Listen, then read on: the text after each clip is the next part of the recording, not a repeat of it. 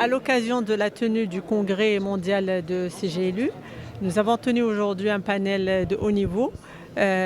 qui concerne les financements verts et le défi justement du changement climatique et donc comment rendre ces projets que nous portons tous, comment les rendre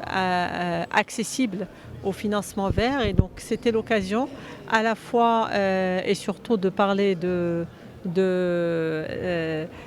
du modèle marocain qui est de plus en plus basé sur la décentralisation et la déconcentration et qui permet d'offrir un cadre institutionnel assez clair à la fois pour les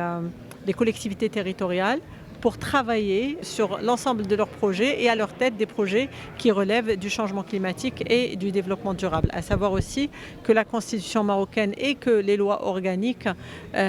consacrent une importance assez élevée au développement durable et au changement climatique. Et à savoir aussi qu'aujourd'hui, dans le quotidien des collectivités territoriales, l'ensemble des projets, ou en tout cas le plus gros des projets sur lesquels travaillent des collectivités territoriales, surtout dans des zones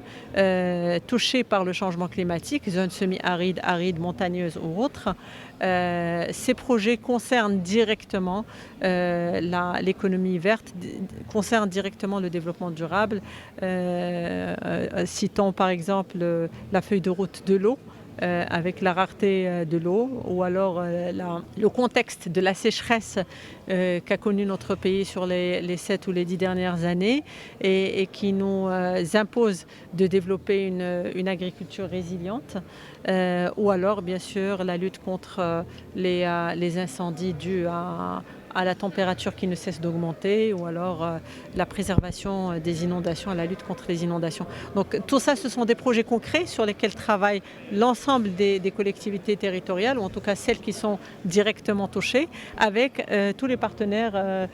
qu'ils soient publics ou privés, au niveau national, local, régional et aussi international. Dans un contexte international de plus en plus ouvert au financement vert, on pense et on peut dire que le Maroc présente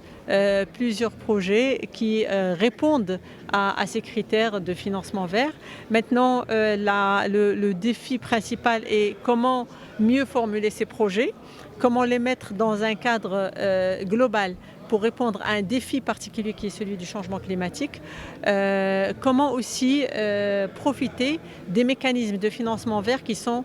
présents dans plusieurs pays dans le monde, et comment les présenter et comment aussi assurer une gouvernance locale qui nous permette justement de développer un certain nombre d'expertises pour à la fois discuter avec des partenaires, ces partenaires internationaux, mais aussi pour pouvoir justement exécuter ces projets au niveau local et au niveau régional. Donc le panel a beaucoup parlé et a donné énormément d'exemples sur le modèle marocain, mais on a eu aussi l'occasion d'écouter le modèle espagnol, de voir aussi comment le modèle espagnol a pu aussi réussir, beaucoup grâce à ce que le panéliste avait appelé une intelligence locale, c'est-à-dire une meilleure définition du besoin qui ne peut se faire qu'au niveau local, avec une interaction directe au niveau national, pour justement faire converger les politiques publiques, mais aussi faire aboutir ces projets qui ne sont que très bons pour le futur.